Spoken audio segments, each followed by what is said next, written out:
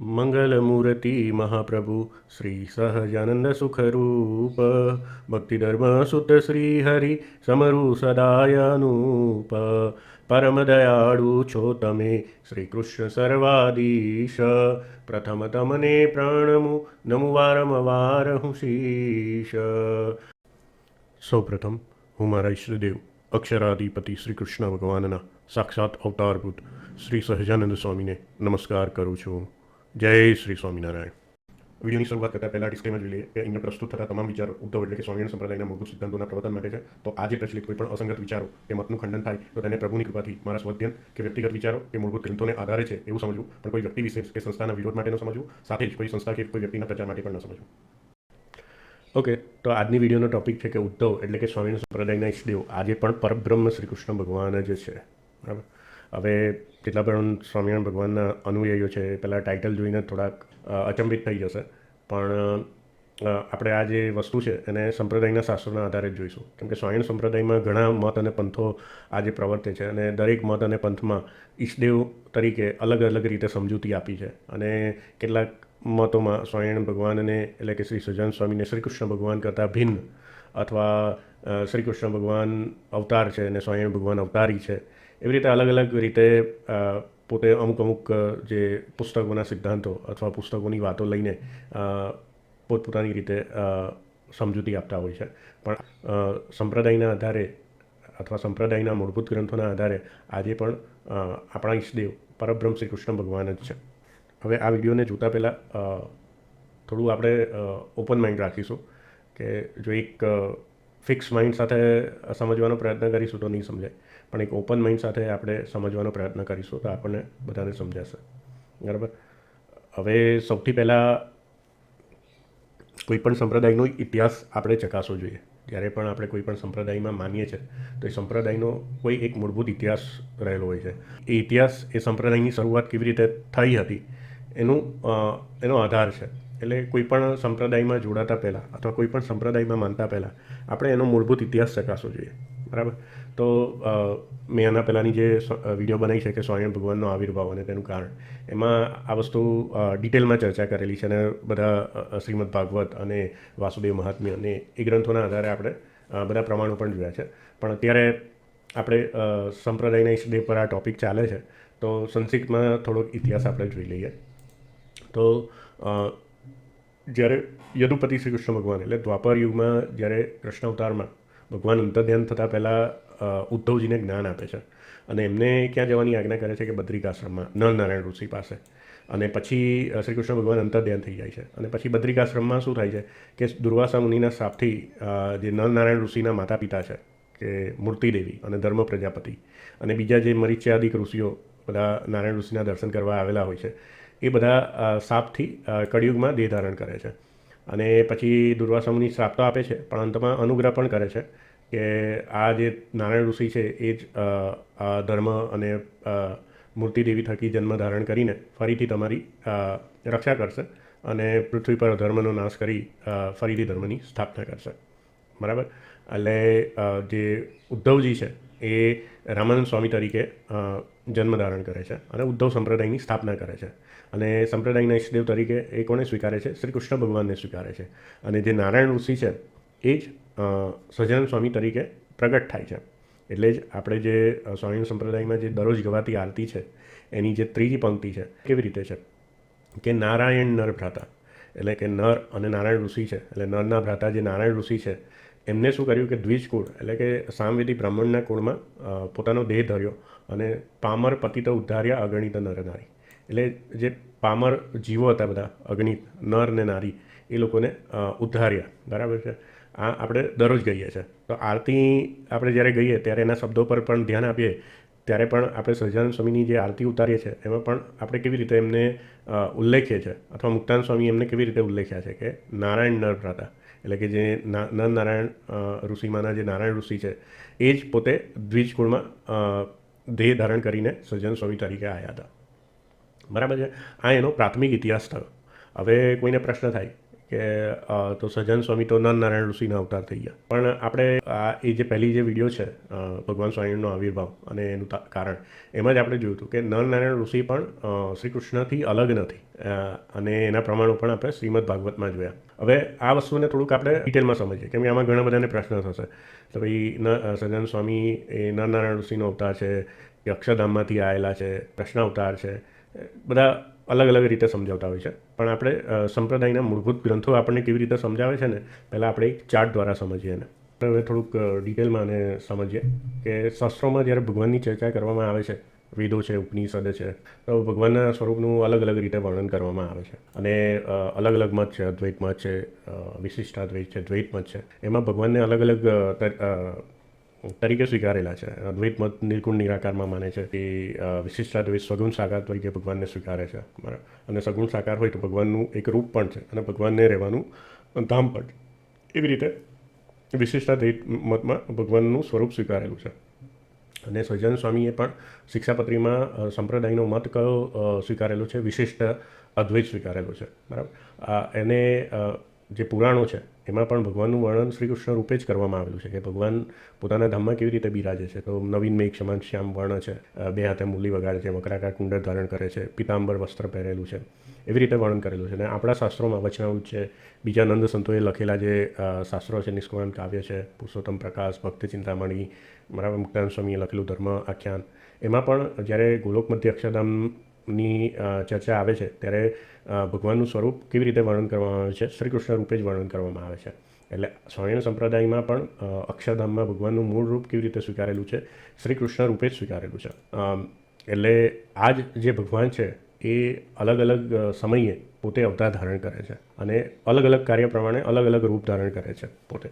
તો આપણે જોઈએ કે આપણા સ્વામિનારાયણ સંપ્રદાયના શાસ્ત્રોમાં જ્યારે સહજાનંદ સ્વામીના આવિર્ભાવનો ઉલ્લેખ આવે ત્યારે કેવી રીતે વર્ણન કરવામાં આવે છે. તો અહીંયા હું તમને આ જે ચાર્ટ છે એના દ્વારા સમજાવું કે આપણને સૌને ખબર છે કે ભાઈ બ્રહ્માજી આ સૃષ્ટિની ઉત્પત્તિ કરે છે, તો બ્રહ્માજીનું 100 વર્ષનું આયુષ્ય આપણને પુરાણોમાં જોવા મળે છે. અને એમનો એક દિવસ જ કેટલો મોટો હોય છે કે ભાઈ જે 4 યુગની ચોકડી છે, સતયુગ છે, ત્રેતાયુગ છે, દ્વાપરયુગ ને કળયુગ, એ મળીને 43 લાખ સમથિંગ વર્ષ થાય છે. અને એને એક ચોકડી કહેવાય. એવી 1000 ચોકડી થાય ત્યારે બ્રહ્માજીનો એક દિવસ પૂરો થાય છે અને એટલી જ મોટી રાત્રિ હોય છે. તો એવા 360 દિવસનું એક વર્ષ અને એવા 100 વર્ષ બ્રહ્માજી જીવે છે. તો અત્યારે બ્રહ્માજીનું કયું વર્ષ ચાલે છે? 51મું વર્ષ ચાલે છે. હવે મને કેવી રીતે ખબર? તો આ શાસ્ત્રોમાં આવે છે. અને આપણે ઘણી જગ્યાએ જ્યારે પૂજા કરીએ અને બ્રાહ્મણો આપણે સંકલ્પ કરાવે ત્યારે બોલાવે છે કે અદ્ય બ્રહ્માંડે દ્વિતીય પરાર્ધે શ્રી શ્વેતવારા કલ્પે, પછી એવી રીતે 28માં મહાયુગનો ઉલ્લેખ આવે છે અને પછી આપણા ગામ શહેર એનું નામ બોલાવીને આપણને સંકલ્પ કરાવે છે. તો એ સંકલ્પ પ્રમાણે પણ આપણને ખબર પડે કે અત્યારે બ્રહ્માજીનો 51મું વર્ષ, દ્વિતીય પરાર્ધનો પહેલો દિવસ, અને એને શું કહેવામાં આવે છે? શ્વેતવારા કલ્પ કહેવામાં આવે છે. એટલે એક કલ્પમાં પાછા 14 મન્વંતર થાય છે, બરાબર છે. એટલે એક મન્વંતરમાં એક ઇન્દ્ર, એક મનુ અને સપ્તર્ષિ ઋષિ નું રાજ ચાલે છે અને પછી ઇન્દ્ર અને મનુ બદલાતા રહે છે, બરાબર. તો એક મન્વંતર હોય એમાં 71 મહાયુગ થાય, એટલે 71 વાર યુગોની ચોકડી ફરે. તો જે પ્રથમ દિવસનો પ્રથમ મન્વંતર છે ને એનો પહેલો સતયુગ, એમાં નરનારાયણ ઋષિનો પ્રાદુર્ભાવ થાય છે. અને કોના થકી થાય છે? આનું વર્ણન શ્રીમદ ભાગવતમાં આવે છે. આપણે જો તમે મારી આગળની વિડીયો સ્વયં ભગવાનનો આવિર્ભાવ અને તેનું કારણ જોઈ હોય તો એમાં રેફરન્સ સાથે બતાવેલું છે કે બ્રહ્માજી થકી જે ધર્મ પ્રજાપતિને મૂર્તિદેવી, એમના પત્ની મૂર્તિદેવી, એમના થકી નરનારાયણ ઋષિની ઉત્પત્તિ થાય છે. અને આ નરનારાયણ ઋષિ છે આજે પણ બદ્રીનાથ એટલે બદ્રિકાશ્રમમાં એ સૂક્ષ્મ રૂપે, કેમ કે એમનું ભગવાનનું અવતરણ દેવ યોનિમાં એટલે દેવ આકારે છે, એટલે સૂક્ષ્મ રૂપે ત્યાં બિરાજમાન છે. અને એ પોતે એક કલ્પ સુધી ત્યાં આગળ વિરાજમાન રહે છે. પછી પહેલા મન્વંતરની વાત થઈ, અને આ પહેલો, બીજો, ત્રીજો, ચોથો, પાંચમો, છઠ્ઠો, પછી 7મા મન્વંતર એટલે કે વૈવસ્વત મન્વંતર. એટલે અત્યારે જે મન્વંતર ચાલે છે એ વૈવસ્વત મન્વંતર ચાલે છે. ને એમાં પણ 71 મહાયુગમાંથી 27 મહાયુગ પતી ગયા અને એમાંથી 28ના મહાયુગ એના દ્વાપરયુગમાં કૃષ્ણ ભગવાન તરીકે પોતે ભગવાન અવતાર ધારણ કરે છે. અને એ કૃષ્ણ રૂપે મનુષ્ય રૂપે કૃષ્ણ ભગવાન આવે છે. અને એમાં પણ એમને મૂળ રૂપ એમનું જે ગોલોક મધ્ય અક્ષરધામમાં મૂળ રૂપ છે એવું જ રૂપ ધારણ કરીને આવે છે. એટલે ઘણા ખરા શાસ્ત્રોમાં કૃષ્ણ અવતારને પૂર્ણ અવતાર તરીકે સ્વીકારેલો છે કે ભાઈ એ બે જે રૂપો છે એમાં પણ અભિન્નતા હતી. અને એ પણ સ્થૂળ રૂપ છે કે ભાઈ જ્યારે કૃષ્ણ ભગવાન પોતે અવતાર ધારણ કર્યો હતો તો બીજા જે જીવો છે, મનુષ્ય આદિક જીવો છે, એ એમને જોઈ શકે, કે એમનો અનુભવ કરી શકે. અને પોતે 125 વર્ષ સુધી લગભગ પોતે દેહ ધારણ કરીને રહ્યા હતા. અને પછી આ સ્વાયણ સંપ્રદાયનો ઇતિહાસ કેવી રીતે ચાલુ થાય છે, જે આપણે આગળ સંક્ષિપ્તમાં જોયો કે ભાઈ આ જે શ્રી કૃષ્ણ ભગવાન છે એ પોતે અંતર્ધ્યાન થતાં પહેલાં, એટલે જ્યારે યદુકુંડનો નાશ થાય છે એની ઈચ્છાથી જ, અને દ્વારિકા નગરી ડૂબી જવાની હોય છે, એ પહેલાં એ પોતે ઉદ્ધવજીને જ્ઞાન આપે છે. અને ઉદ્ધવજીને ક્યાં મોકલે છે? નરનારાયણ ઋષિ પાસે. નરનારાયણ ઋષિ પાસે મોકલે છે અને ત્યાં રહેવાનું કહે છે. તો ઉદ્ધવજી ત્યાં જાય છે. અને સ્વાયણ સંપ્રદાયના ઇતિહાસમાં શું આવે છે કે ભાઈ નરનારાયણ ઋષિ સભા કરીને બેઠા હોય છે, અને ધર્મ અને મૂર્તિ પણ ત્યાં બેઠા હોય છે, અને બીજા જે મરીચ્યાદિક ઋષિ છે એ બધા દર્શન કરવા આવે છે. અને ત્યાં દુર્વાસા ઋષિ આવે છે, અને દુર્વાસા ઋષિનું કોઈ સન્માન નથી કરતું, એટલે દુર્વાસા ઋષિ ક્રોધે ભરાય છે અને એમને બધાને શાપ આપે છે કે તમે કળિયુગમાં મનુષ્ય દેહ ધારણ કરીને અસુરો થકી પીડાવો. એટલે પછી ધર્મ પ્રજાપતિ એમની માફી માગે છે અને કહે છે કે ભાઈ અમે નારાયણ ઋષિના દર્શન કરતા હતા, એટલે અમને ખ્યાલ નહોતો કે તમે આવ્યા છો. અને પછી દુર્વાસા ઋષિનું જે પ્રકરણ હોય છે બધા શાસ્ત્રોમાં આ રીતે જ હોય છે કે દુર્વાસા ઋષિ પહેલાં શ્રાપ આપે છે, અને પછી એ શ્રાપથી જ કોઈ કાર્ય સિદ્ધ થવાનું હોય છે. કે મેં દુર્વાસા ઋષિ પણ પોતે જે શંકરજી છે એમનો એક અંશાવતાર છે. એટલે એ નારાયણ પછી દુર્વાસા ઋષિ એમને આશીર્વાદ પણ આપે છે કે ભલે તમે દેહ ધારણ કરશો, પણ આ નારાયણ ઋષિ છે એ તમારા પુત્ર રૂપે આવશે અને તમારું રક્ષણ કરશે, અને પોતે એકાંતિક ધર્મની, એટલે કે અધર્મનો નાશ કરીને ફરીથી ધર્મની સ્થાપના પણ કરશે. એટલે જે નારાયણ ઋષિ છે એ પછી સહજાનંદ સ્વામી તરીકે અહીંયા સદગુરુ રૂપે લખ્યું. એટલે કે સહજાનંદ સ્વામીનો જે અવતાર છે એ સાધુ રૂપે, એટલે પોતે નૈષ્ઠિક બ્રહ્મચારીનો વેશ ધારણ કરે છે. અને જે યદુપતિ કૃષ્ણ છે એ પોતે રાજા બને છે, એટલે રાજા રૂપે એમનો અવતાર કહેવાય છે. અને સહજાનંદ સ્વામી પણ પોતે મનુષ્ય આકાર, એટલે કે બીજા બધા જે મનુષ્યાદિક જીવો છે એ પણ એમને જોઈ શકે, કે એમનો અનુભવ કરી શકે, એની વાણી સાંભળી શકે, એવી રીતે સ્થૂળ રૂપે રહે છે. અને પોતે પણ લગભગ 49 વર્ષ સુધી આ દેહ ધારીને અહીંયા બધા ભક્તોને પોતાનું સુખ આપે છે. અને પછી એ પણ અંતર્ધ્યાન થાય છે. એટલે આનાથી આપણને ખ્યાલ આવે કે ભાઈ જે અક્ષરધામનું મૂળ સ્વરૂપ છે ને એને અવતારી કહેવાય. અને જે એ ભગવાન છે એ બીજા બધા અવતારો ધારણ કરે, અલગ અલગ સમય અને અલગ અલગ કાર્ય પ્રમાણે એ અવતાર ધારણ કરે છે, એટલે એ બધાને અવતાર કહેવાય. અહીંયા કોઈને પ્રશ્ન થાય કે ભાઈ આપણે તો સ્વામિનારાયણ ભગવાનને સર્વ અવતારના અવતારી કહીએ છીએ, અમુક લોકો શ્રી કૃષ્ણ ભગવાનને સર્વ અવતારના અવતારી કહે છે, તો એનું કેવી રીતે સમજવું? તો આ સિદ્ધાંત પણ નિત્યાનંદ મુનિ સ્વામીએ જે ભક્તિસૂત્ર સાંડેલ્ય મુનિ, બરાબર છે, હરિદિગ્વિજય ગ્રંથ, બરાબર, અને બીજા પણ આપણા જે સત્સંગી જીવન છે એમાં આ વસ્તુ સમજાયેલી છે. અને શ્રીજી મહારાજે કેવી રીતે સમજાયેલી છે કે જે ગોલોક મધ્ય અક્ષરધામમાં ભગવાનનું જે સ્વરૂપ છે અને જે મનુષ્ય આકારે, એટલે શ્રી કૃષ્ણ ભગવાનનું દ્રષ્ટાંત આપે છે કે ભાઈ મનુષ્ય રૂપે જે અહીંયા કૃષ્ણ ભગવાન હતા, બંનેમાં કોઈ ભિન્નતા નથી, એટલે બંને રૂપ અભિન્ન છે. અને એ બેમાં જે ભેદ જાણે છે એને મહારાજે કેવું કીધું કે અસુર કહ્યું. એટલે સહજાનંદ સ્વામીએ સ્વરૂપ અદ્વૈતનો સિદ્ધાંત આપ્યો કે જ્યારે ભગવાન અવતાર ધારણ કરે છે ત્યારે એમનું જે સ્વરૂપ છે એ અવતારી જેવું જ છે, એટલે એમાં પણ બધા ગુણ ને ઐશ્વર્યો રહેલા છે, પણ એનો પ્રકાશ કેટલો કરે છે કે જે પ્રમાણે કાર્ય કરવાનું હોય એટલો જ પ્રકાશ કરે છે. અને આપણે વચનામૃત વાંચ્યું હોય તો વચનામૃતમાં પણ આવે છે કે ભગવાન પોતાનું મૂળ રૂપ છોડીને ક્યારેય પૃથ્વી પર આવતા નથી. એટલે આ જે મૂળ રૂપ છે એનો ત્યાગ ત્યાંથી કરતા નથી, પરંતુ બીજું સજાતીય દ્વિતીય રૂપ ધારણ કરીને ભગવાન પૃથ્વી પર આવે છે. એટલે આ એક ઉપાસનાની પદ્ધતિ છે કે ભાઈ આપણે જે અવતારની અથવા જે રૂપની ઉપાસના કે આરાધના કરતા હોય તો એનું સ્વરૂપ કેવું માનવું, બરાબર, મૂળ રૂપ જેવું, એટલે અવતારી જેવું માનવું. એટલે બધાનંદ સંતોએ ભગવાનને સર્વ અવતારી, સર્વ કારણના કારણ એવી રીતે સમજેલા છે. અને બધા અહીંયા જ લોચા મારે છે કે ભાઈ કોઈક જગ્યાએ એવું આવે કે ભાઈ સ્વામિનારાયણ ભગવાનને સર્વ અવતારી લખ્યા છે, એટલે પછી એવું માનવા માંડે કે નારાયણ ઋષિ કરતાં મોટા, શ્રી કૃષ્ણ કરતાં મોટા. ના, એવી રીતે નથી. સ્વામિનારાયણ ભગવાનને પણ નંદ સંતોએ કેવી રીતે માનેલા છે? પ્રગટ શ્રી કૃષ્ણ રૂપે. પ્રગટ ભગવાન શબ્દ ઘણી જગ્યાએ આવે છે. તો ભગવાન તરીકે કોણે સ્વીકારેલા છે? ઉદ્ધવ સંપ્રદાયમાં શ્રી કૃષ્ણ ભગવાનને સ્વીકારેલા છે. અને નંદ સંતોના ઈષ્ટદેવ પણ શ્રી કૃષ્ણ ભગવાન જ હતા. પણ જ્યારે સહજાનંદ સ્વામી આચાર્ય રૂપે આવ્યા અને પછી સહજાનંદ સ્વામીએ પોતાના તેજમાં જે અક્ષરધામ મૂળ રૂપ છે એ બતાવ્યું, શ્રી કૃષ્ણ રૂપ રાધા સાથે, બીજા સખીઓ સાથે, ધર્મ અને મૂર્તિ સાથે બતાવ્યું, ત્યારે એમને પણ ખબર પડી કે સહજાનંદ સ્વામી બીજા કોઈ નહીં, પણ આપણા જે ઈષ્ટદેવ છે એ શ્રી કૃષ્ણ જ છે. એટલે પ્રગટ શ્રી કૃષ્ણ, એટલે પ્રગટ ભગવાનની એમને જે શ્રી કૃષ્ણ ભગવાનની મૂર્તિ રૂપે ઉપાસના કરતા હતા, પણ આ પ્રગટ મનુષ્ય આકારે જે ભગવાન હતા એની પણ ઉપાસના એ બંનેને એક માનીને કરતા હતા. એટલે સહજાનંદ સ્વામી માટે પણ જે કૃષ્ણ ભગવાન માટેના વિશેષણો છે એ બધા વાપરેલા છે. અને નંદ સંતોએ પણ ક્યારેય આ વાતને બદલી નથી કે ભાઈ ગોલોક મધ્ય અક્ષરધામમાં ભગવાનનું સ્વરૂપ પણ શ્રીજી મહારાજ જેવું છે, એવું નથી બદલ્યું. એમને આપણે કોઈ પણ તમે સંપ્રદાયના મૂળભૂત શાસ્ત્રો તમે ઉઠાવીને જોઈ લો તો એમાં અક્ષરધામનું વર્ણન આવી રીતે જ આવે છે, ગોલોક મધ્ય અક્ષરધામ, અને એમાં ભગવાનનું વર્ણન શ્રી કૃષ્ણ રૂપે જ આવે છે. અને એ આપણે લગભગ તમે જો આગળની વિડીયો આ ગોલોક મધ્ય અક્ષરધામ એ સિરીઝ જોઈ હશે તો એમાં ઘણા બધા મેં પ્રમાણો બતાવેલા છે. એટલે આપણે જે ઉદ્ધવ સંપ્રદાયનો સિદ્ધાંત કેવી રીતે છે કે ભાઈ જે સહજાનંદ સ્વામી હતા એ પણ પોતે સાક્ષાત શ્રી કૃષ્ણ જ હતા, એ શ્રી કૃષ્ણથી ભિન્ન નહોતા. કેમ કે નારાયણ ઋષિ છે એ પણ એ શ્રી કૃષ્ણ ભગવાનનું જ એક અવતાર છે. અને શ્રીમદ ભાગવતમાં પણ આપણે જે આગળની વિડીયોમાં જોયું હતું કે શ્રી કૃષ્ણ એ નરનારાયણ ઋષિથી ભિન્ન નથી, અને એ નારાયણ ઋષિ જ સહજાનંદ સ્વામી તરીકે આવે છે. અને એક વાસુદેવ મહાત્મામાં આપણે એક રેફરન્સ જોયો હતો કે ભાઈ મહાભારતનું યુદ્ધ થાય છે ત્યારે શ્રી કૃષ્ણ ભગવાનને અર્જુન એટલે એ બંને યુદ્ધમાં હોય છે ત્યારે જે બધા અસુરોનો નાશ થયો હોય છે તો જેના પર શ્રી કૃષ્ણ ભગવાનની દ્રષ્ટિ નથી પડતી, એ બધા અસુરો ફરીથી કળિયુગમાં દેહ ધારણ કરે છે. અને કૃષ્ણ ભગવાન જ્યાં નારદજીને કહે છે, એટલે આ ચર્ચા વાસુદેવ મહાત્મામાં કેવી રીતે ચાલતી હોય છે કે ભાઈ નારદજી ગોલોકમાં, એટલે કે અહીંયા શ્રી કૃષ્ણ ભગવાનના દર્શન કરે છે અને આ નારદજીને આ શ્રી કૃષ્ણ ભગવાન વચ્ચે સંવાદ ચાલતો હોય છે. એટલે એમાં બધા અવતારોનું વર્ણન આવે છે કે ભાઈ હું કયા કયા અવતાર ધારણ કરીશ. ને પછી કહે છે કે દ્વાપર યુગમાં હું ને અર્જુન બધા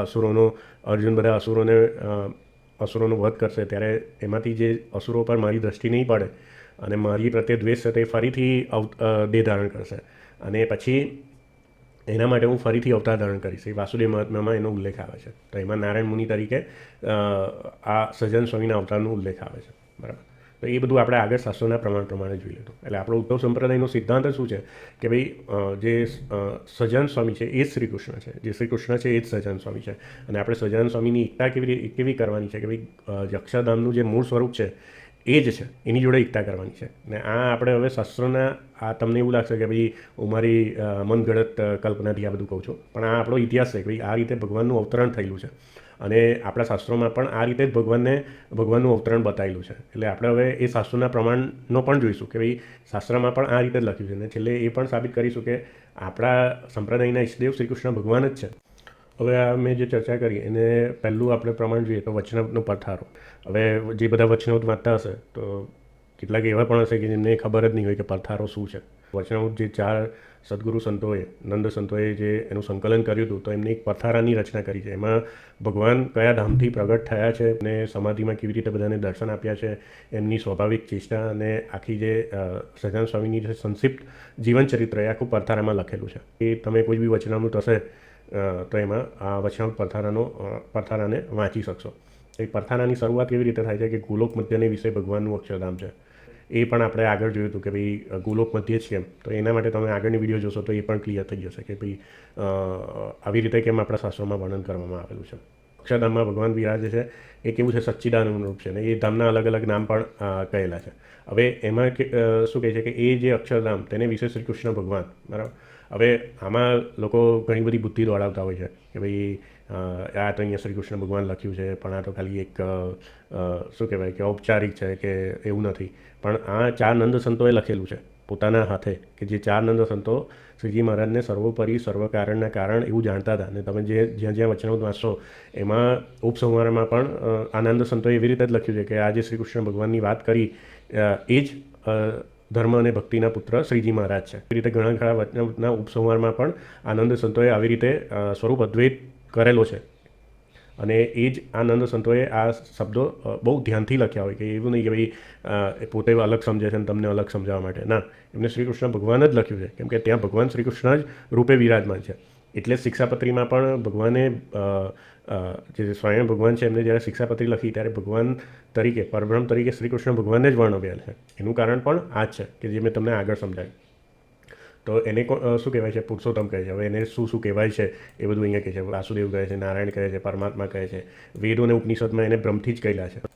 ઈશ્વર કહે છે, પરમેશ્વર કહે છે, વિષ્ણુ કહે છે, બરાબર. અને એ ભગવાન કેવા છે અહીંયા લખે છે કે સર અક્ષર થકી પર છે. એ શ્રી કૃષ્ણ ભગવાન છે એ જ સર અક્ષર થકી પર છે. એટલે પછી કોઈ આમાં શંકા ના કરી શકે ભાઈ શ્રી કૃષ્ણ ભગવાન લખ્યા છે પણ આપણે નહીં માનવાના. ના, એ શ્રી કૃષ્ણ ભગવાન સર અક્ષર થકી પર છે, સર્વજ્ઞ છે, સર્વકર્તા છે, સર્વના અંતર્યામી છે, સર્વ કારણના કારણ છે, નિર્ગુણ છે, સ્વપ્રકાશ છે, સ્વતંત્ર છે, બરાબર છે, અને સર્વને ઉપાસના કરવા યોગ્ય છે. પછી આગળ બધું લખે છે. અને પછી એમનું જે રૂપનું વર્ણન પણ કરે છે. આ 4 નંદ સંતો, ગોપાલ સ્વામી છે, સુકાનંદ સ્વામી છે, નિત્યાનંદ સ્વામી છે, મુક્તાનંદ સ્વામી, એ વર્ણન કેવી રીતે કરે છે ભગવાનનું, કે કિશોર મૂર્તિ છે, નવીન મેઘ સમાન શ્યામ વર્ણ છે, બરાબર છે. પછી આભૂષણો ધારેલા છે, મકરાકાર કુંડળ ધારે છે, મસ્તકને વિશે મુગટ છે, બરાબર. શરદ ઋતુનું જે કમળ છે તેની પાંખડી સરખા અનિયારા નેત્ર કમળ છે, બરાબર છે. રાધિકાજીને લક્ષ્મીજી તેમને પૂજ્યા છે, મધુસ્વરે કરીને વેણુને વજાડે છે. એટલે જે મેં આગળ બતાવ્યું કે ભાઈ અક્ષરધામનું મૂળ રૂપ કેવું છે, તો એ શ્રી કૃષ્ણ રૂપ જ છે. તો આ એ પરથારામાંથી આપણને ખબર પડે. હવે તમે આગળ જશો ને તો એ પરથારામાં એવા એ જે શ્રી કૃષ્ણ ભગવાન છે કે જે આ ભગવાનની વાત કરી, એ પોતાનું સમગ્ર ઐશ્વર્ય તેને યુક્ત થતા પૃથ્વીને વિશે એકાંતિક ધર્મને પ્રવર્તાવાને અર્થે શ્રી નરનારાયણ ઋષિને રૂપે કરીને પ્રથમ ધર્મદેવ થકી મૂર્તિને વિશે પ્રગટ થતા આવા. એટલે જે કૃષ્ણ ભગવાન કીધા આજે અક્ષરધામમાં, એ જ પોતાનું સમગ્ર ઐશ્વર્ય, એટલે એ ભગવાનનું સમગ્ર ઐશ્વર્ય સાથે જ અહીંયા આવ્યા હતા. પહેલાં ક્યાં પ્રગટ થયા? નરનારાયણ ઋષિને રૂપે કરીને ધર્મદેવને મૂર્તિ થકી પ્રગટ થયા. એટલે મેં જે કીધું ધર્મ પ્રજાપતિને મૂર્તિ દેવી, એમના થકી પ્રગટ થયા. અને પછી એ જે નરનારાયણ ઋષિ છે એ બદ્રિકાશ્રમમાં તપ કરતા હતા, અને બદ્રિકાશ્રમને વિશે ઉગ્ર એવું તપ કરે છે. અને પછી એ નરનારાયણ ઋષિ છે એ અહીંયા શું કહે છે કે પૃથ્વીનો જે ભાર ઉતારવાને અર્થે દ્વાપર ને કળીની સંધિને વિશે યદુકુળને વિશે પ્રગટ થતા આવા. પછી એ જ નરનારાયણ ઋષિ ક્યાં આગળ પ્રગટ થાય છે? યદુકુળમાં પ્રગટ થાય છે. અને પછી એ જે નરનારાયણ ઋષિ છે તે પોતાના એકાંતિક ભક્ત જે ધર્મ ભક્તિને મરીચ્યા ઋષિ તેમની રક્ષા કરવાને અર્થે અને તેમને સુખ દેવાને અર્થે અને અનેક જીવોના કલ્યાણને અર્થે અને અધર્મનો ઉચ્છેદ કરવાને અર્થે ક્યાં પ્રગટ થાય છે? કૌશલ દેશમાં પ્રગટ થાય છે. એટલે મેં જે આગળ બતાવ્યું કે પહેલાં જે શ્રી કૃષ્ણ ભગવાન પુરુષોત્તમ છે એ નરનારાયણ ઋષિ રૂપે પ્રગટ થાય છે. પછી એ જ પોતે તપ કરે છે ત્યાં બદ્રિકાશ્રમને. એનું ફળ શું આપે છે ભરતખંડમાં? કે કૃષ્ણ રૂપે ફરીથી આવે છે, અને પછી ફરીથી ભૂમિનો ભાર ઉતારવાને દુર્વાસા મુનિના શાપ થકી ફરીથી એ જ કૃષ્ણ ભગવાન સહજાનંદ સ્વામી તરીકે અવતાર ધારણ કરે છે. હવે એ નરનારાયણ ઋષિ જેવી રીતે પ્રગટ થયા તે સંક્ષેપે કરીને કહે છે. હવે અહીંયા પછી આગળ બદ્રિકાશ્રમની સ્ટોરી કહે છે કે ભાઈ બદ્રિકાશ્રમમાં શું થયું, કેવી રીતે શ્રાપ થયો, બરાબર. એ બધું વર્ણન આવે છે પરથારામાં. એ પછી એ નારાયણ ઋષિ એ ધર્મદેવને કહે છે કે ભાઈ અપરાધ વિના તમને શાપ થયો એ તો હું સમજ છું કે ટાળી શકું, પણ આ નિમિત્ત બનાવ્યું હોય છે એમને જ દુર્વાસા ઋષિ થકી. અને પછી કહે છે કે હું હરિકૃષ્ણ નામે તમારો પુત્ર થઈને તે અસુરોનો ને અધર્મનો નાશ કરીશ. અને પછી બધા આ દેહ ધારણ કરે છે. આ પહેલું પ્રમાણ વચનામૃતનું. ભક્ત ચિંતામણીમાં જોઈએ આપણે આ પણ પહેલાં જોયેલું છે કે ભક્ત ચિંતામણી પહેલું પ્રકરણ, બરાબર. એની શરૂઆત જ કેવી રીતે થાય છે? અતિ સુંદર ગોલોકમતી અક્ષરદેવનું એવું નામ છે. પછી એ ધામના બીજા નામ કહે છે, અને પછી એમાં કોણ રહે છે? કૃષ્ણ કૃપા, બરાબર. પછી એ પરમાત્માના નામ કહે છે. જે વચનામૃતમાં પરથારામાં જે વર્ણન છે એ જ નિષ્કળાનંદ સ્વામી ફરીથી આ ભક્ત ચિંતામણીમાં એ જ રીતે વર્ણન કરે છે. અને પછી એ પરમાત્મા શ્રી કૃષ્ણ ભગવાન કેવા છે? ક્ષર અક્ષર થકી પર છે, અને એ એવા જે શ્રી કૃષ્ણ મૂર્તિ છે એ એનું વર્ણન કરે છે. પછી કહે છે કે પ્રથમ મૂર્તિ ધર્મથી પ્રગટ્યા પૂરણ કામ, કઈ આગળ નરનારાયણનાથજી. પહેલાં શું કહે છે કે એ જે શ્રી કૃષ્ણ કિશોર મૂર્તિ છે તમે ઈચ્છાએ કરીને ઈચ્છાએ અવતરી યુગે યુગે જનના કાર્ય કરો. એટલે અમુક લોકો કહે છે ને કે પુરુષોત્તમ પહેલી વાર આવ્યા, સ્વામિનારાયણ ભગવાન રૂપે પૂર્ણ પુરુષોત્તમ પહેલી રીતે આવ્યા. એ વસ્તુ ખોટી છે કે પૂર્ણ પુરુષોત્તમ ભગવાન છે યુગે યુગે અવતાર ધારણ કરે છે. એવું નથી કે ભાઈ કળિયુગમાં પહેલી વાર આવ્યા અને તમને જ પ્રાપ્ત થયા. અહીંયા નિષ્કાળ સ્વામી શું કહે છે કે તમે જે અક્ષરધામના જે અધિપતિ છે તમે યુગે યુગે જનના કાર્ય કરો છો. એટલે પ્રથમ નરનારાયણ ઋષિ તરીકે આવ્યા. પછી શું કહે છે? વસુદેવ દેવકીથી પ્રગટ્યા મથુરામાં, એટલે શ્રી કૃષ્ણ રૂપે તમે ફરીથી પ્રગટ થયા કૃષ્ણ અવતારમાં. ત્યાર પછી કૃષ્ણ ભગવાન અંતર્ધ્યાન થયા પછી પાછો જગમાં અધર્મ વધ્યો અપાર, અને એ અધર્મ કેવા અસુરો થકી વધ્યો એ પણ વર્ણન કરે છે કે ભાઈ સ્વામિનારાયણ ભગવાનનો અવતાર બી અસુરોના નાશ, એટલે જેમ કૃષ્ણ ભગવાને ને અર્જુને અસુરોનો નાશ કર્યો તો એવી રીતે નહીં, પણ અહીંયા હવે અસુરો કેવી રીતે આવે છે? રાજા અને ગુરુના રૂપમાં. એટલે ગુરુ એટલે ભક્તિ માર્ગમાં જ ગુરુ રૂપી જ અસુરો આવે છે કે જે લોકો ભગવાનનું ઊંધું જ્ઞાન લોકોને આપે છે ભગવાનના નામે. અને એ અસુરોનો અજ્ઞાનનો નાશ કરવા માટે ફરીથી ભક્તિને ધર્મ ભય પામ્યા. પછી કૌશલ દેશમાં તમે પ્રગટ્યા ઘનશ્યામ. એટલે અહીંયા પણ એ રીતે જ મેં જે આગળ જે ચાર્ટમાં બતાવ્યું કે ભાઈ જે પૂર્ણ પુરુષોત્તમ પરબ્રહ્મ પરમાત્મા શ્રી કૃષ્ણ ભગવાન છે, પહેલાં નરનારાયણ ઋષિ તરીકે આવે છે, પછી યદુપતિ શ્રી કૃષ્ણ ભગવાન તરીકે આવે છે, અને પછી ઘનશ્યામ મહારાજ એટલે સ્વામિનારાયણ ભગવાન તરીકે પ્રગટ થાય છે. બીજું પ્રમાણ. પછી બીજું પ્રમાણ આપણે મુક્તાનંદ સ્વામીના ગ્રંથનું જોઈએ. હવે અમુક લોકોને તો એ પણ નથી ખબર હોતી કે મુક્તાનંદ સ્વામીએ કોઈ ગ્રંથો બનાવ્યા છે કે નહીં, કેમ કે અત્યારે ઘણું ખરું સ્વામિનારાયણ સંપ્રદાયમાં મુક્તાનંદ સ્વામીના જે ગ્રંથો છે એ પ્રકાશિત જ નથી થતા. કેમ કે મુક્તાનંદ સ્વામીએ જે પણ ગ્રંથો લખ્યા છે વચનામૃતમાં મહારાજ એમને આજ્ઞા કરી છે કે ભાઈ તમારા ઈષ્ટદેવ સંબંધી જે શાસ્ત્રો છે એની રચના આજીવન પર્યંત કરતા રહેજો. તો મુક્તાનંદ સ્વામી એ આજ્ઞા પાડી હશે કે નહીં પાડી હોય? પાડી જ હોય ને મુક્તાનંદ સ્વામી. તો મુક્તાનંદ સ્વામીએ કોઈને તમે સ્વામી સંપ્રદાયના અનુયાયીને પૂછો કે મુક્તાનંદ સ્વામીએ કયા ગ્રંથો લખ્યા, તમે વાંચ્યા છે કોઈ? તો અમુક લોકોને તો એ પણ નથી ખબર હોતી કે મુક્તાનંદ સ્વામીએ પણ કયા ગ્રંથો રચ્યા છે. તો મુક્તાનંદ સ્વામીએ પોતાના જીવનકાળ દરમિયાન ઘણા કાવ્યો જે મુક્તાનંદ કાવ્ય તરીકે પણ ઓળખાય છે, એમાં ધર્માખ્યાન છે, બરાબર છે, રૂકમણી વિવાહ છે, વૈકુંઠ દર્શન છે, એ પ્રાકૃત ભાષામાં ગ્રંથો રચના કરી છે. એમાં આખી શ્રીમદ ભગવદ્ ગીતાની પણ પ્રાકૃત ભાષામાં કાવ્ય તરીકે રચના કરેલી છે. પછી આ ધર્માખ્યાનમાં શ્રીજી મહારાજ જેમ નિષ્કાંત સ્વામીએ આખું ચરિત્ર વર્ણન કર્યું છે, એવી રીતે ધર્માખ્યાનમાં મહારાજનું આખું ચરિત્ર વર્ણન કરેલું છે એમને. પછી બીજા ઘણા કાવ્યો છે, એવી રીતે એમને જે પ્રશાંતરી છે એમાં એક ભાષ્ય પણ એમને લખેલું છે.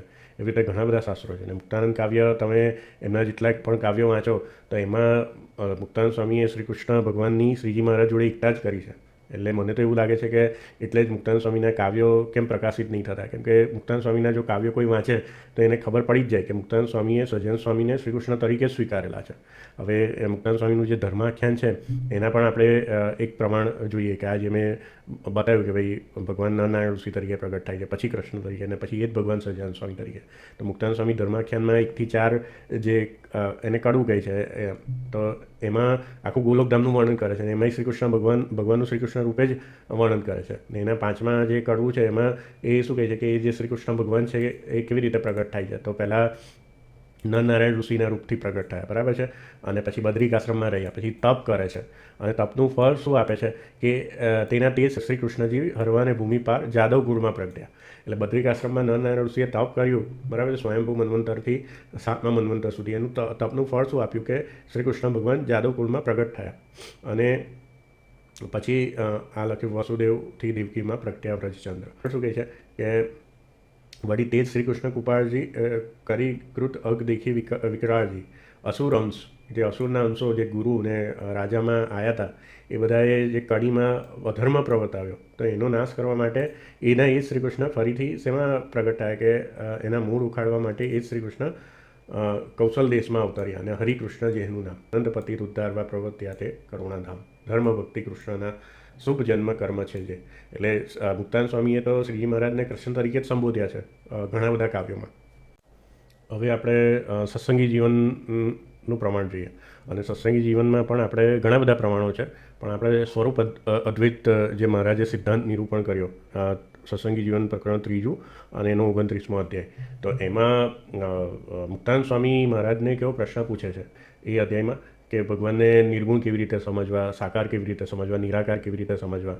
અને પછી એક મુખ્ય પ્રશ્ન પૂછે છે કે ભાઈ અક્ષર બ્રહ્મધામમાં, એટલે અક્ષરધામમાં રહેલું દિવ્ય સ્વરૂપ કે જે આપણે પહેલાં વાત કરી કે જે મૂળ સ્વરૂપ બધા પરતારામાં વર્ણન આવે છે, નિષ્કાંત સ્વામી કાવ્યોમાં વર્ણન આવે છે, શ્રી કૃષ્ણ રૂપે છે, એ પરમાત્માને ભિન્ન સમજવા કે અભિન્ન સમજવા. એટલે શું કહેવા માગે છે કે અક્ષરધામનું જે રૂપ છે અને મનુષ્ય મૂર્તિ છે એમાં કંઈ ભિન્નતા છે. નારાયણ મુનિ એટલે મહારાજ પછી એનો ઉત્તર કેવી રીતે કરે છે એ આપણે જોઈએ.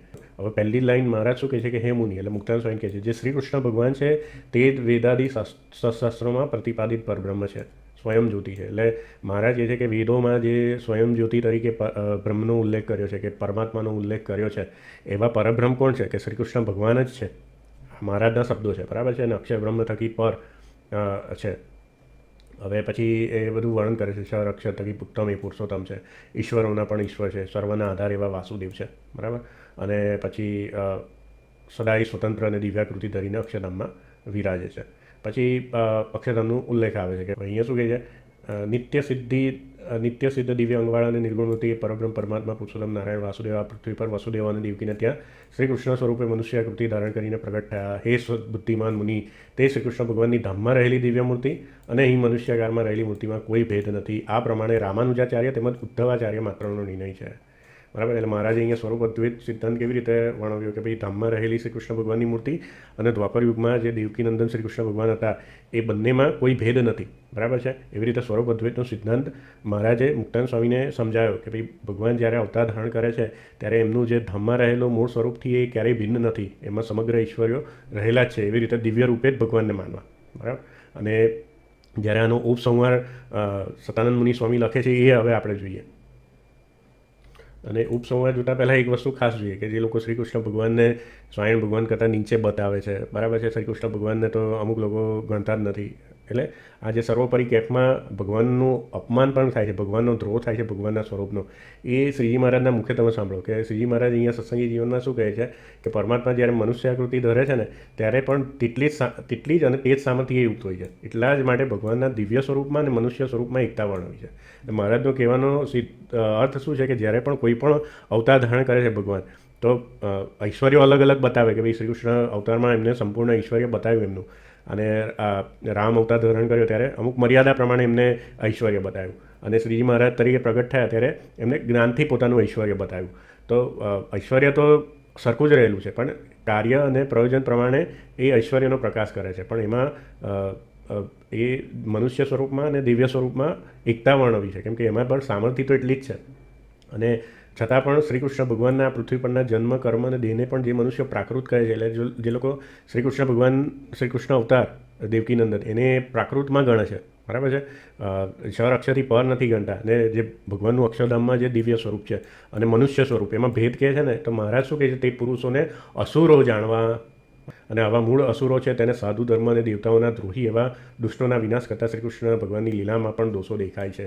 આ ઘણા ખરા સ્વામિનારાયણ સંપ્રદાયના અનુયાયીઓમાં પણ જોઈ લેવું છે મેં કે શ્રી કૃષ્ણ ભગવાનની જે બધી લીલાઓ છે, રાસલીલા, એને પ્રાકૃતમાં ગણે છે કે ભાઈ કૃષ્ણ અવતારમાં તો એમને ગોપીઓ જોડે રાસ રમ્યા, અને આપણે તો સ્વામિનારાયણ ભગવાને તો નૈષ્ઠિક બ્રહ્મચાર્ય વ્રત ધારણ કર્યું, ને કામને હર્યું, ને આમ કર્યું ને તેમ કર્યું. પણ અહીંયા મહારાજ શું કહે છે કે આ બધી જે કૃષ્ણ અવતારમાં ભગવાને જે લીલા કરીને એમાં પણ જે દોષ ભાવ પડે છે ને, એ બધા કેવા છે, મૂળ અસુરો છે. મહારાજે શું કીધું કે અસુરો છે, એટલે આ મહારાજના શબ્દો છે પોતાના. એટલે સ્વરૂપ અદ્વૈત શું મહારાજે સિદ્ધાંત આપ્યો કે અક્ષરધામનું મૂળ સ્વરૂપ ભગવાનનું, અને યદુપતિ શ્રી કૃષ્ણ ભગવાન કે જે દેવકીનંદન વાસુદેવ અને દેવકી થકી જે કૃષ્ણ ભગવાનનો અવતાર થયો હતો, એ બંનેમાં ક્યારેય ભેદ ન જાણો.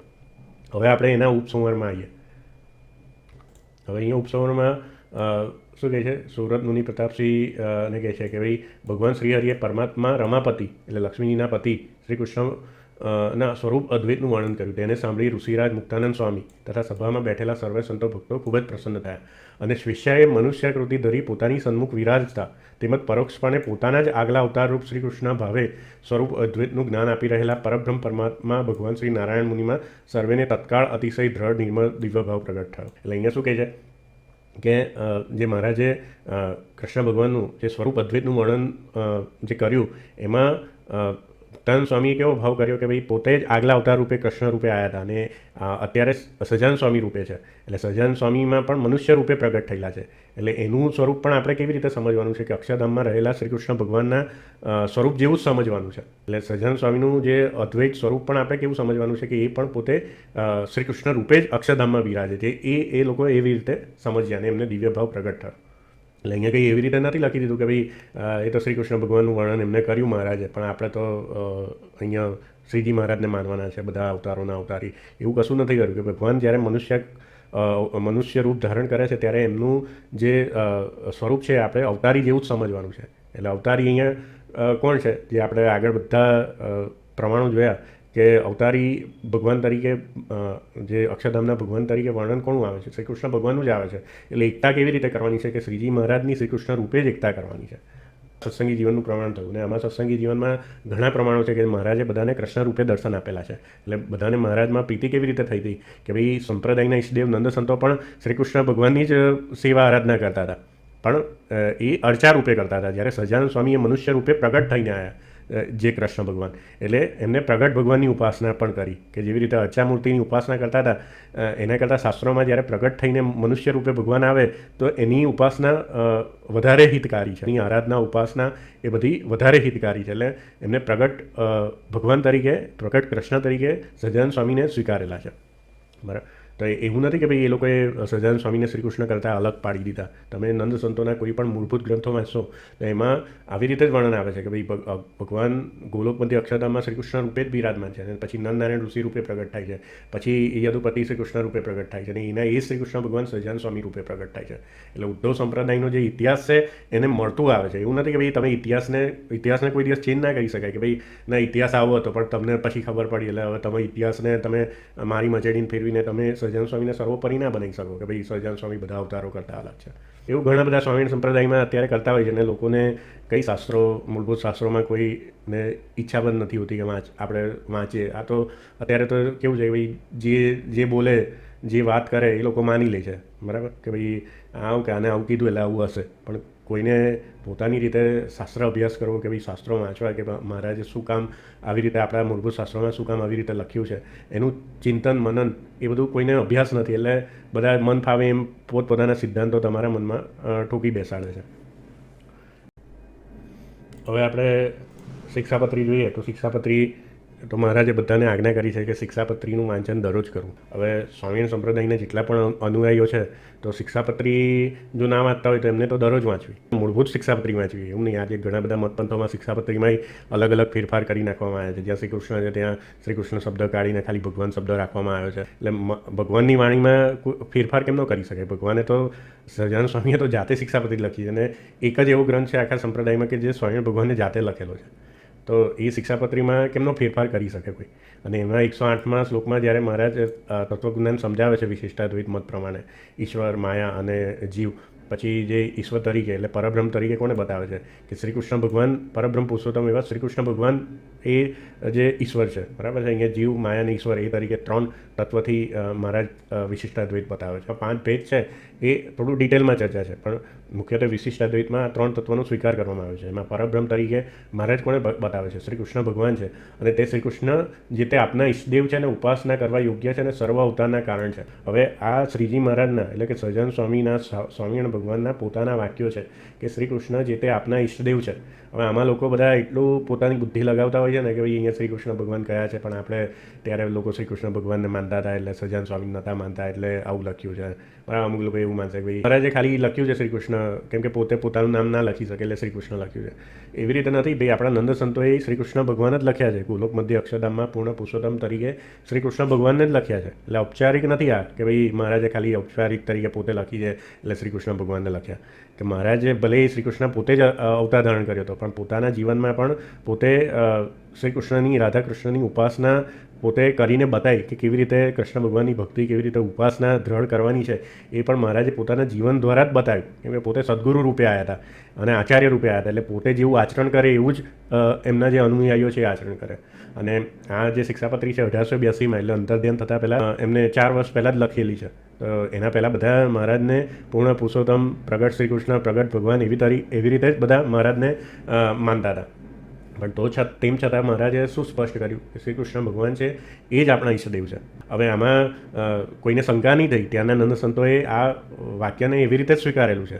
અને કોઈને બી એવું શંકા થાય કે ભાઈ શ્રી કૃષ્ણ આપણા ઈષ્ટદેવ છે એવું મહારાજે લખ્યું તો આપણને તો બહારના લોકો બતાવશે કે ભાઈ આ તો તમારા ભગવાને લખ્યું, આને કેમ નહીં માનતા? તો ભાઈ બધા ગોલ ગોલ ફેરવવાનું નહીં કે ભાઈ એ તો બધા અવતારોમાં બીજાની ઉપાસના કરે ને એવું નહીં. અહીંયા આપણે દ્રઢપણે સ્વીકારવાનું કે હા, એ શ્રી કૃષ્ણ જ આપણા ઈષ્ટદેવ છે અને એ શ્રી કૃષ્ણ જ સહજાનંદ સ્વામી તરીકે પ્રગટ થયા હતા ફરી. એટલે સહજાનંદ સ્વામીને પણ આપણે ઈષ્ટદેવ માનીએ છીએ તો એ શ્રી કૃષ્ણને જ માનીએ છીએ. અને સહજાનંદ સ્વામીએ જ્યારે અર્ચા સ્વરૂપ હરિકૃષ્ણ મહારાજ પધાર્યું તો હરિકૃષ્ણ મહારાજ અર્ચા સ્વરૂપનું નામ પણ હરિકૃષ્ણ કેમ રાખ્યું? બધા નંદ સંતો એને સહજાનંદ સ્વામીએ કેમ સહજાનંદ સ્વામી ના રાખ્યું કે સ્વામિનારાયણ ભગવાન ના રાખ્યું? તો એનું કારણ પણ શું છે કે ભાઈ સંપ્રદાયના ઈષ્ટદેવ શ્રી કૃષ્ણ જ છે. એટલે જે હરિરૂપે જે કૃષ્ણ આવ્યા હતા એટલે હરિકૃષ્ણ એ નામ સાર્થક છે.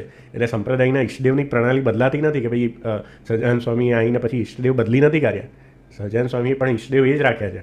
પણ જેને સહજાનંદ સ્વામીનું જે અર્ચા સ્વરૂપ છે એ પણ પોતે કૃષ્ણ જ હતા. એમનું અર્ચા સ્વરૂપ પણ એમને કયા નામે પધરાવ્યું? હરિકૃષ્ણ નામે. કે હરિરૂપે જે કૃષ્ણ હતા એ એવા ભગવાન, પહેલાં રાધા કૃષ્ણ રૂપે, અને પછી આગળ મહારાજ જે અલગ અલગ મંદિરોમાં અલગ અલગ સ્વરૂપો પધરાયા છે એની પણ સ્પષ્ટતા અહીંયા કરે છે. અમુક લોકો એવું માનતા હોય છે કે ભાઈ લક્ષ્મીનારાયણ એટલે અલગ ભગવાન, ને નરનારાયણ એટલે અલગ ભગવાન, ને આ રાધા કૃષ્ણ એટલે અલગ ભગવાન. એવું નહીં. મહારાજ અહીંયા તત્વજ્ઞાન સમજાવે છે કે ભાઈ પરબ્રહ્મ પુરુષોત્તમ એક શ્રી કૃષ્ણ ભગવાન જ છે અને એ જ આપણા ઈષ્ટદેવ છે. એટલે જે ક્ષર અને અક્ષર થકી પર જે અવતારી પુરુષ છે, અક્ષરધામમાં રહેલું મૂળ સ્વરૂપ, એને જ ઈષ્ટદેવ તરીકે સેવવાના છે. એના અનેક અવતારો થાય છે.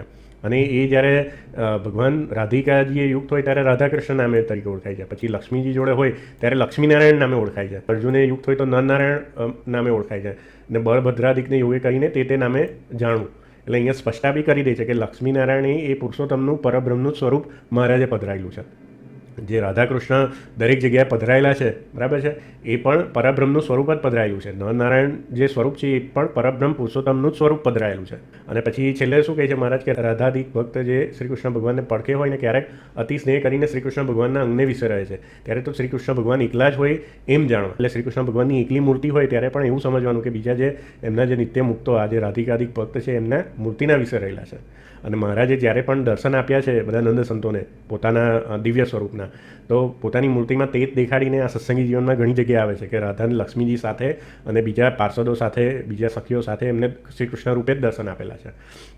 એટલે હરિકૃષ્ણ મહારાજને પણ આપણે શ્રીકૃષ્ણ રૂપે જ શ્રીકૃષ્ણ દિવ્ય રૂપે જ માનવાના છે કે ભાઈ હરિકૃષ્ણ મહારાજના દર્શન કરીએ તો પણ એવી રીતે જ માનવાના છે કે હું પણ શ્રીકૃષ્ણ ભગવાનના જ દર્શન કરું છું. લક્ષ્મીનારાયણના દર્શન કરીએ ત્યારે પણ એવું જ માનવાનું છે કે હું પણ શ્રીકૃષ્ણ ભગવાનના જ દર્શન કરું છું, કે જે મહારાજે સ્વીકારેલા પરબ્રહ્મ પુરુષોત્તમ ભગવાન છે એના જ દર્શન કરું છું. આ ભેદ એટલા બધા લોકોમાં હોય છે. અમુક લોકો આ વડતાલ છે કે જે મહારાજે સ્થાપેલા મંદિરો છે એમાં બીજા બધાને દેવો માને છે અને ખાલી હરિકૃષ્ણ મહારાજને જ પરબ્રહ્મ પુરુષોત્તમ નારાયણ માને છે. અને અમુક લોકો તો આમ દર્શન પણ નહીં કરતા હોતા કે લક્ષ્મીનારાયણને એ બધા આપણે દર્શન કરવાની જરૂર નથી. આવા લોકો પણ સ્વામિનારાયણના અનુયાયીઓમાં મેં જોયેલા છે.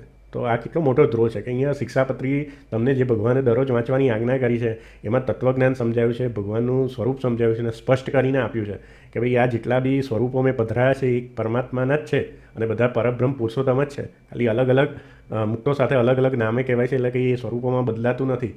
એટલે ગોપીનાથજી મહારાજ છે, મદન મોહનજી મહારાજ છે, નરનારાયણ છે, રાધાકૃષ્ણ છે. કૃષ્ણનું સ્વરૂપ તો મહારાજે બધે પધરાવ્યું, બરાબર. કેમ?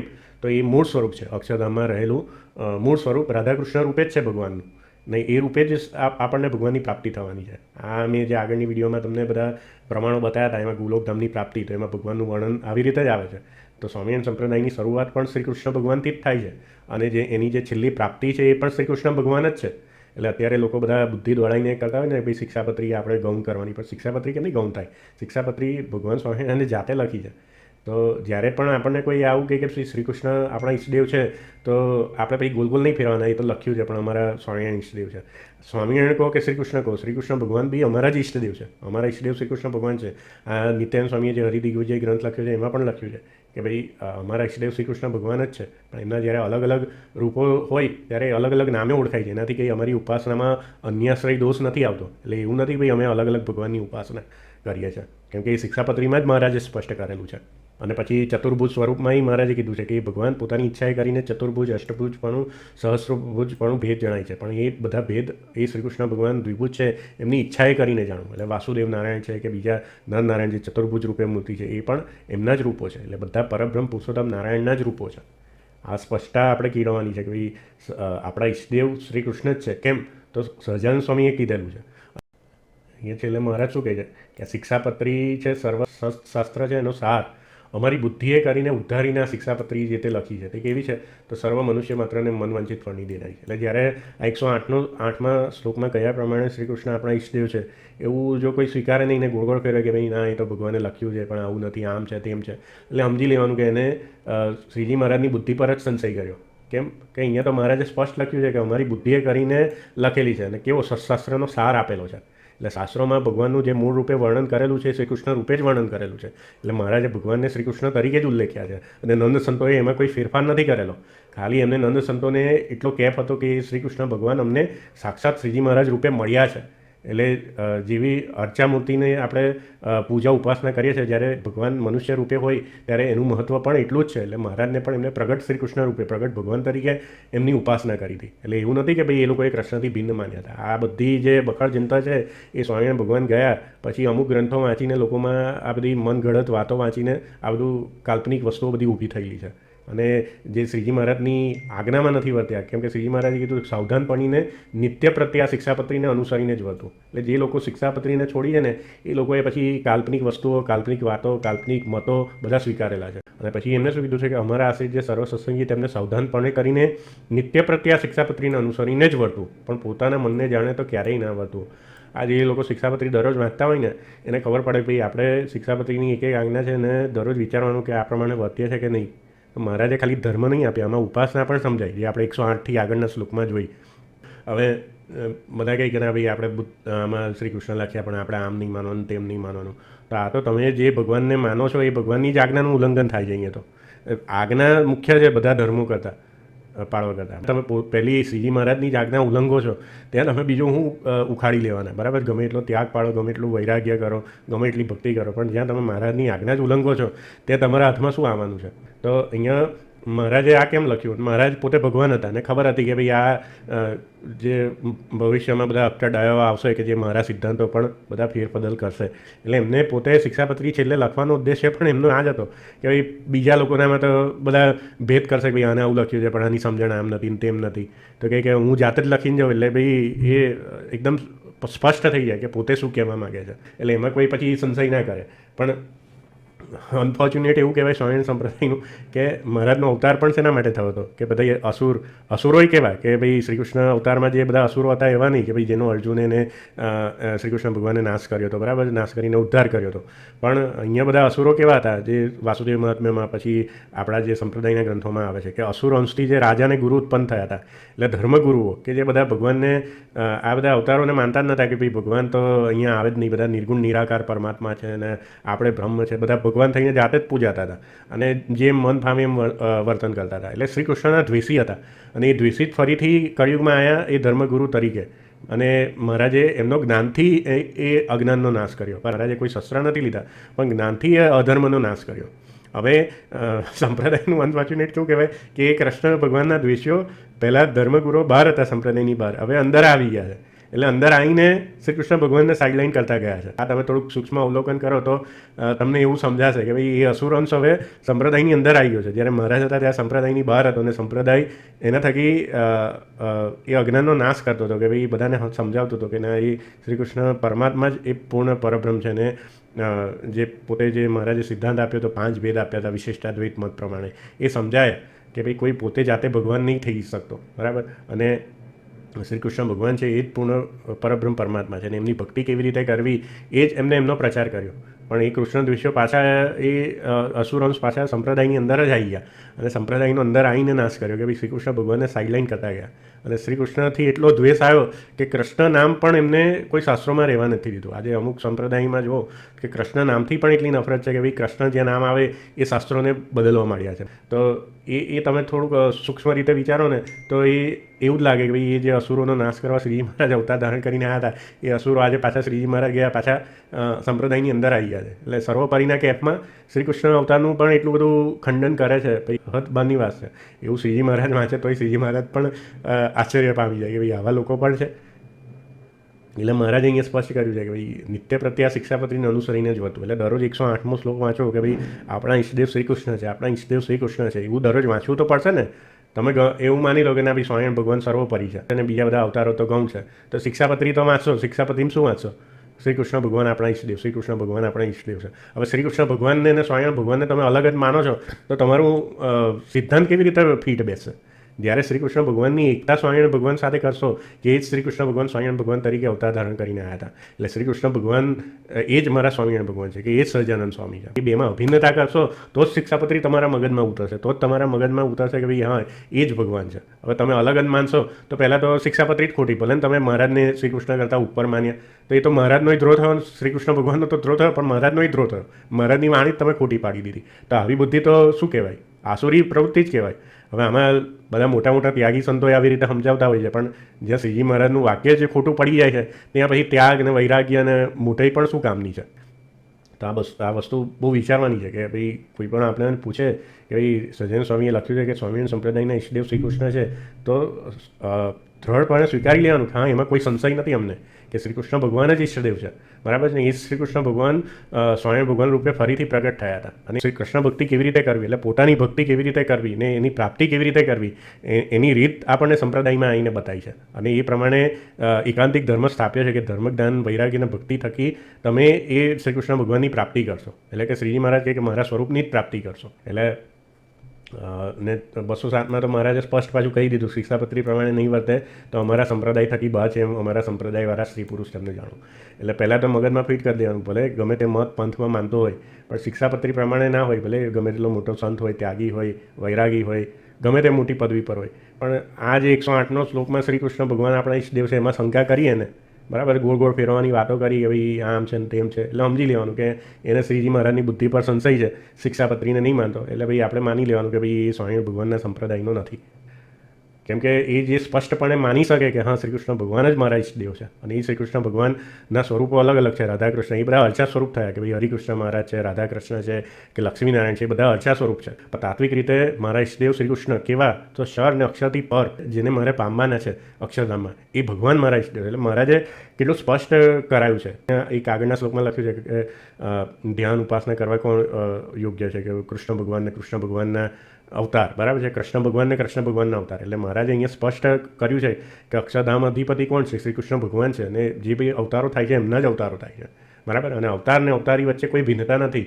એ મહારાજે સ્વરૂપ અદ્વૈત મેં સત્સંગી જીવનનું પ્રકરણ બતાવ્યું, એમાં પણ મહારાજે કીધું કે જે દિવ્યાકૃતિ અક્ષરધામમાં રહેલું સ્વરૂપ ને મનુષ્યાકૃતિ, એમાં જે ભેદ ના જાણો ને એ ભેદ જે જાણે અસુરો કહેવાય.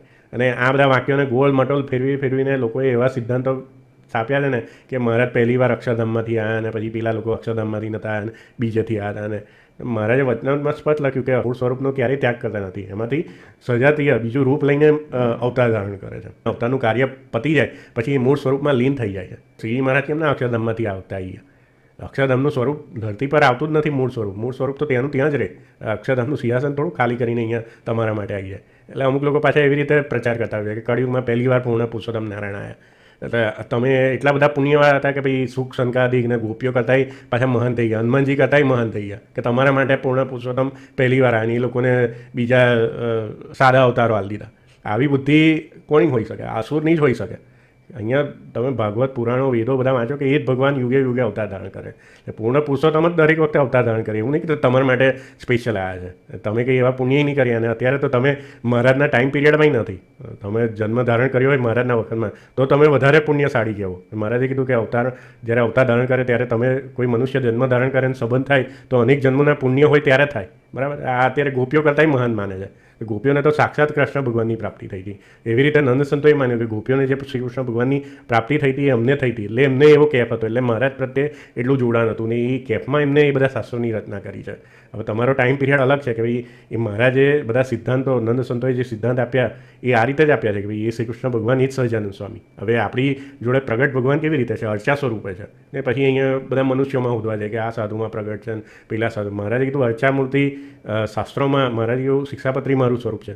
પછી સાધુનો મહિમાય કીધો છે. પણ પહેલાં સાધુ એ શિક્ષાપત્રીની આજ્ઞામાં તો રહેતો હોવો જોઈએ ને. શિક્ષાપત્રીને જ ગૌણ કરી દે તો પછી એ મહારાજનો સાધુ કેમ ન કહેવાય? એટલે થોડું કોમન સેન્સ લગાની મહારાજે જે આજ્ઞા આપી છે ખાલી શિક્ષાપત્રી વાંચવાની, એને તમે વાંચો, એને સમજો, એનું મનન કરો, પછી નિધિધ્યાસ કરો તો સાક્ષાત્કાર. ખાલી બે જણ આમથી આમ કહીને પેણેથી ઉઠાઈને પેલું કહીને ત્યાંથી ઉઠાઈને આમ જોડ દઈને પછી એક સિદ્ધાંત બનાવી દે કે લો આ સર્વોપરી સિદ્ધાંત, બરાબર છે.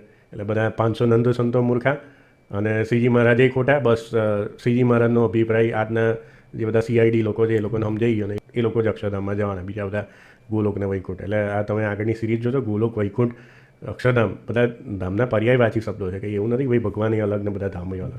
એટલે આપણા ઈષ્ટદેવ શ્રી કૃષ્ણ ભગવાન જ છે ને. એ શ્રી કૃષ્ણ ભગવાનના અલગ અલગ સ્વરૂપો મહારાજે દ્રઢ કરાવ્યું કે ભાઈ રાધા જોડે તો રાધાકૃષ્ણ, લક્ષ્મીજી જોડે તો લક્ષ્મીનારાયણ, પછી પોતે એકલા હોય મૂર્તિ તો એકલા શ્રી કૃષ્ણ ભગવાન જાણો. ત્યાં આપણે અર્ચા સ્વરૂપ હરિકૃષ્ણ મહારાજનું લઈ લેવાનું કે ભાઈ હરિકૃષ્ણ મહારાજ પોતે શ્રીજી મહારાજ એમના જે નિત્ય મુક્તો છે રાધાજી, લક્ષ્મીજી, આ વખતે પોતે નૈષ્ઠિક બ્રહ્મચારી રૂપે આવ્યા હતા, બરાબર છે. એટલે એમની મૂર્તિમાં જ એમનું સ્વરૂપની કલ્પના કરવી કે ભાઈ આ શ્રી કૃષ્ણ મૂર્તિ જ છે, શ્રી કૃષ્ણ ભગવાન જ છે. એવી રીતે એમના દર્શન કરવા. આ સિદ્ધાંત પ્રમાણે આપણે ચાલીએ તો આપણા તમે કોઈ બી મૂળભૂત શાસ્ત્રો વાંચશો તો એનો વિરોધ નહીં આવે. નહીં તો જો શ્રી કૃષ્ણ ભગવાનને સહજાનંદ સ્વામી વચ્ચે ભિન્નતા માની તો શિક્ષાપત્રી વાંચશો તો તમારા મગજમાં આખી શંકા ઉત્પન્ન થશે. કોઈ બીજા શાસ્ત્ર વાંચશો તો શંકા ઉત્પન્ન થશે કે ભાઈ અહીંયા શ્રી કૃષ્ણ ભગવાનને ઈષ્ટદેવ કીધા, અહીંયા સહજાનંદ સ્વામીને સર્વ અવતારના અવતારી કીધા, અહીંયા શ્રી કૃષ્ણ ભગવાનને પાછા અવતારના અવતારી કીધા, તો માનવું કોણ? તો કે એવું તમે સમન્વય કરવાનું કે ભાઈ બંનેની એકતા કરશો તો કોઈ બી મૂળભૂત શાસ્ત્રનો અર્થ ખોટો નહીં બેસે. તો આ રીતે આપણે સમજવાનું છે. એટલે આજે પણ જે શ્રી કૃષ્ણ ભગવાન જ આપણા ઈષ્ટદેવ છે, એ આપણા સંપ્રદાયનો સિદ્ધાંત છે.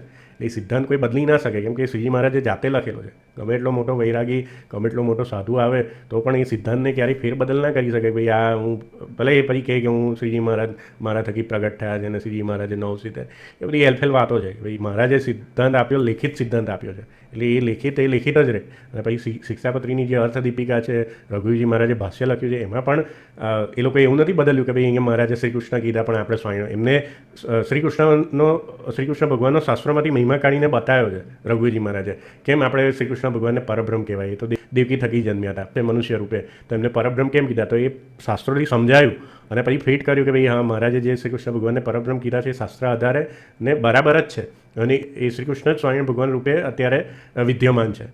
એટલે જે પહેલાં આચાર્ય છે વડતાલ ગાદીના, એમને પણ કંઈ એવું નથી સમજાયું કે ભાઈ આપણે શ્રી કૃષ્ણ લખ્યું એટલે મહારાજે લખવું પડે પણ આપણે આવું માનું છું. એમને એવી રીતે નથી લખ્યું. એમને ઈષ્ટદેવ તરીકે શ્રી કૃષ્ણ ભગવાનને સ્વીકારેલા જ છે અને એકતા જ કરી છે કે ભાઈ આ સહજાનંદ સ્વામી એ બીજા કોઈ નહીં, પણ એ સાક્ષાત એ શ્રી કૃષ્ણ ભગવાન જ છે. એટલે આટલા પ્રમાણો ઇનફ છે. અને આપણે પછી આગળ ચર્ચા કરીશું આગળની વિડીયોમાં કે ભાઈ આપણે દરરોજ જે આરતી અષ્ટક જે ગઈએ છે એ પણ શ્રી કૃષ્ણ ભગવાનના જ ગઈએ છે.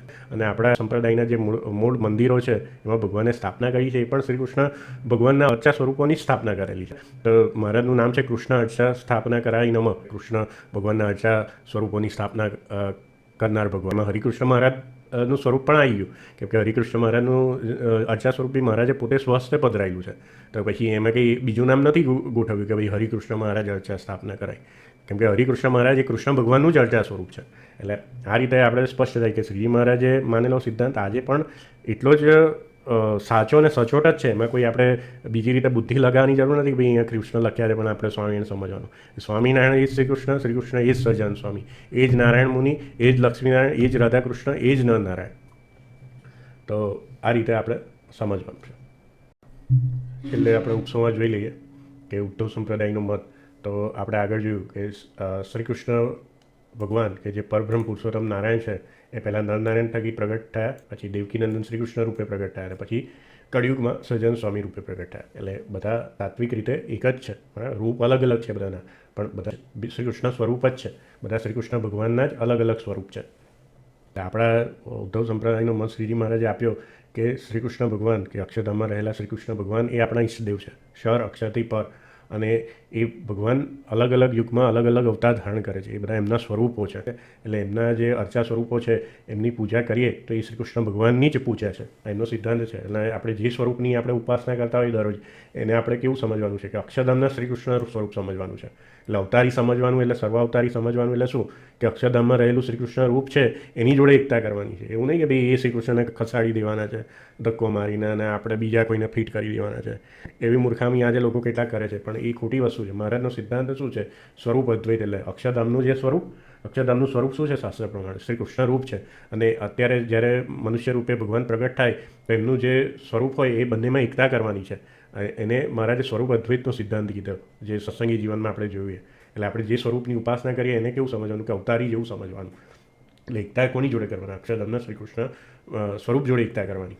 તો એ સાચી પદ્ધતિ કે ઉદ્ધવ સંપ્રદાયની સાચી રીત હતી. એટલે બધા નંદ સંતોએ જ્યારે વચનામૃતમાં મહારાજે કૃષ્ણ ભગવાનનો મહિમા સમજાવ્યો ત્યારે છેલ્લે ઉપસંહારમાં કેવી રીતે લખ્યું કે એ જ કૃષ્ણ એ પોતે ધર્મ ભક્તિ થકી પ્રગટ થયા એ શ્રીજી મહારાજ છે. એટલે શ્રીજી મહારાજને જે મનુષ્ય રૂપે પ્રગટ થયા હતા એમની એકતા કોની જોડે કરી? શ્રી કૃષ્ણ ભગવાન. એવું કંઈ એ નથી લખ્યું કે શ્રી કૃષ્ણથી પર છે, એવું કોઈ સંતોએ વચનામૃતમાં નથી લખ્યું.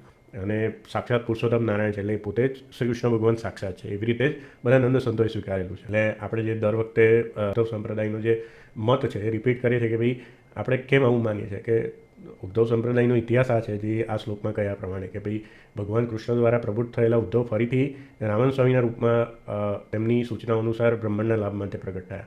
અને શ્રી કૃષ્ણ ભગવાન સહજાનંદ સ્વામીના દિવ્ય અવતારમાં પ્રગટ થયા અને તેમને તેમના ગુરુ માને. એટલે સહજાનંદ સ્વામીએ રામન સ્વામીને ગુરુ કર્યા. બરાબર છે. કેમ કે ઉદ્ધવ સંપ્રદાય માને છે કે આ તે છે. એટલે ઉદ્ધવ સંપ્રદાય શું માને છે કે જે રામન સ્વામી આવ્યા એ ઉદ્ધવજીના અવતાર હતા, અને જે સહજાનંદ સ્વામી આવ્યા એ પોતે શ્રી કૃષ્ણ ભગવાન સાક્ષાત ફરીથી પ્રગટ થયા. જે શ્રી કૃષ્ણ ભગવાને દ્વાપર યુગમાં ઉદ્ધવજીને જ્ઞાન આપ્યું હતું એ જ્ઞાન પ્રવર્તન ઉદ્ધવજીએ પછી રામન સ્વામીના રૂપમાં કરીને સંપ્રદાયની સ્થાપના કરીને પછી એ જ કૃષ્ણ ભગવાન ફરીથી સહજાનંદ સ્વામીના દિવ્ય સ્વરૂપમાં પ્રગટ થયા. બરાબર. તો આ આપણો ઉદ્ધવ સંપ્રદાયનો મત થયો. એટલે શિક્ષાપત્રીની શ્લોક 108માં કહ્યા પ્રમાણે સહ શ્રી કૃષ્ણ પરબ્રહ્મ આજે પણ એટલું સત્ય છે. એટલે એમાં કોઈ શંકાને સ્થાન નથી, કેમ કે એ શ્રીજી મહારાજે જાતે લખેલું છે. એટલે આજે પણ ઉદ્ધવ સંપ્રદાયના ઈષ્ટદેવ શ્રી કૃષ્ણ જ છે, અને શ્રી કૃષ્ણના અર્ચા સ્વરૂપો અલગ અલગ હોઈ શકે છે. મહારાજે આગળ શિક્ષાપત્રીમાં સમજાવ્યું કે રાધાજી જોડે હોય તો રાધા કૃષ્ણ સ્વરૂપે એ ઓળખાય છે, લક્ષ્મીજી જોડે હોય તો લક્ષ્મીનારાયણ સ્વરૂપે ઓળખાય છે.